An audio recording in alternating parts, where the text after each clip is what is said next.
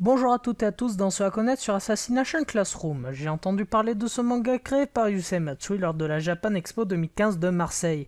Et j'ai failli ne jamais approfondir sur ce chef-d'œuvre à cause du résumé qui m'a fait faire des gros yeux. Oui, un poulpe jeune qui donne des cours à des collégiens dont ces derniers doivent le tuer car sinon il détruit la Terre, c'est pas un scénario très cohérent. Pour faire court, on se retrouve au Japon dans le collège Kunijigaoka. Ce collège utilise une technique bien spécifique. Pour avoir un excellent taux de réussite, les pires élèves du collège sont envoyés dans la classe E. Ils subissent discrimination et humiliation par les autres classes et le personnel scolaire. Les autres élèves se trouvant dans les classes A, B, C et D sont donc poussés à donner le meilleur d'eux-mêmes pour avoir des bonnes notes, être irréprochables et obéissants pour ne pas tomber dans cette classe. Jusqu'à là, tout va bien. C'est maintenant que ça se corse. La Lune est détruite à 70%. L'acte est commandité par un poulpe jaune pouvant se déplacer à Mach 20, soit 6805 mètres par seconde. Oui, ça fait vite. Il se présente au gouvernement et a pour projet de détruire la Terre après la fin de l'année scolaire japonaise. Il demande par la suite d'être le professeur de la classe E. Le gouvernement japonais accepte l'offre, mais en échange, il ne devra faire aucun mal aux élèves. Les élèves découvrent leur nouveau professeur nommé Koro-sensei par ces derniers, le professeur immortel. Ils apprennent qu'il est super rapide, qu'il détient une puissance de force incroyable, qu'il est super intelligent et que tous les moyens utilisés à ce jour pour le tuer ont échoué. On leur fournit ensuite des armes efficaces contre lui mais inoffensives pour l'homme et une récompense est fixée à 10 milliards de yens et sera versée à celui ou celle qui le tuera, soit 73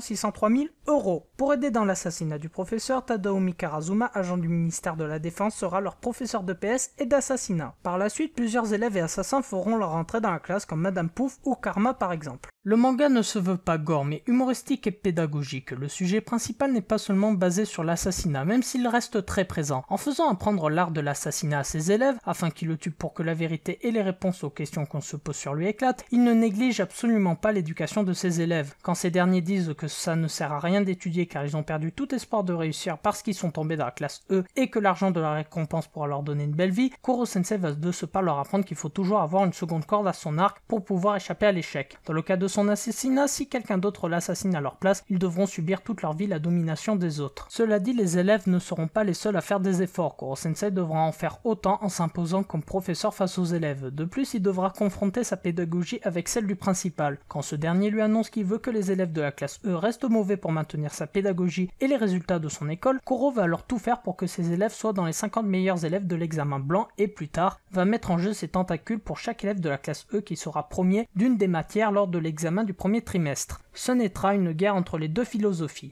Malgré son côté sérieux qui parle d'assassinat et de discrimination, le manga se veut drôle, avec un Koro-sensei qui ne correspond pas à un monstre cruel, mais intelligent, drôle et maladroit. Et ces moments de maladresse font mouche à chaque fois, tout en gardant dans chaque épisode un moment sérieux. Pour prendre un exemple, Nagisa qui cache en lui un talent inouï d'assassinat, ce qui fait de lui le héros principal, alors que quand on le voit pour la première fois, on se demande si c'est une fille ou un garçon, et Matsui va pousser plus loin dans le ridicule de son personnage en le travestissant dans un moment où les élèves risquent leur vie. Et au niveau pédagogique, on ne peut que gagner l'expérience que veut donner l'auteur grâce à cet alliage et aux diverses personnalités des personnages qui font qu'on se reconnaîtra par l'un d'entre eux. Mais le dessin animé coupe certaines scènes pédagogiques qui consistent de résoudre le problème d'un élève de la classe tout en restant drôle, donc mieux vaut que vous achetiez le manga. Mais généralement sur les 22 épisodes de l'animé ou des 9 tomes du manga papier, il n'y a vraiment pas grand chose à dire, mais j'ai réussi à trouver quelques points. Comme je l'ai dit précédemment, le dessin animé va très vite et coupe certaines scènes pédagogiques, mais le passage du séjour dure 4 épisodes et demi sur les 21 alors que les autres se déroulent pendant tout un trimestre. En bref, le séjour de 3 jours et 2 nuits dure plus de 4 épisodes. Et ils ont réussi à sauter 2 passages, un drôle et un important à la fin du tome 9. Ça aurait fait un épisode en plus quand même. Mais le pire arrive, au niveau du générique.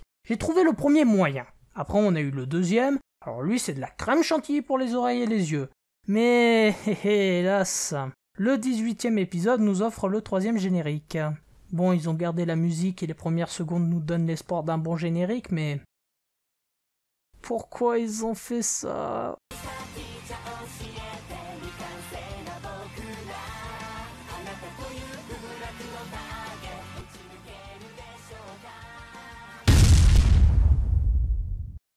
Maintenant on passe à la seconde partie de la vidéo, je vais parler de la fin de la saison 1, donc je vous conseille de quitter la vidéo pour aller le voir.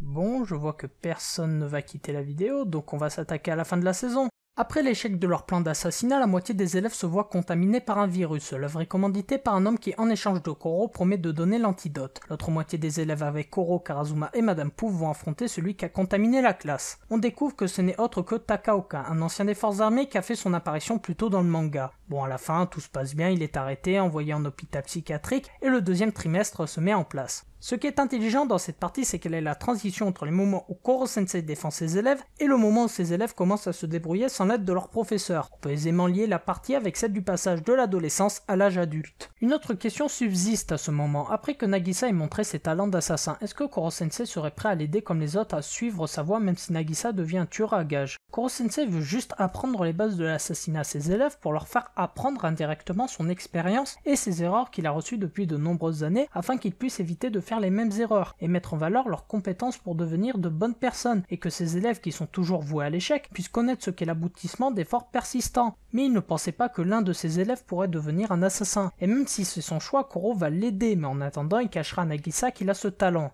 Pour en conclure, allez le voir et puis c'est tout. Même si vous vous dites « oui, je suis pas chaud », allez-y. Moi aussi quand j'ai entendu le résumé, je n'avais pas trop envie de le regarder, mais j'ai fait l'effort et ça m'a vachement plu donc foncez. C'est tout pour ceux à connaître, vous connaissez la démarche, je vous souhaite une bonne rentrée pour ceux qui vont à l'école, et pour les autres, eh bien, bonne rentrée aussi. A plus! 地球が一つありましてお豆を東京に置いたとさお豆を中国戦争に置いたとさドバイからハワイまで飛行機雲をかきながら飛びましてハワイからドバイにフィリピン上空を通過しながら戻りましてさらにハワイドバイ間を経度20度ごとに縦に飛びましてあっという間に殺せんせさあ実際に行って書いてみましょう。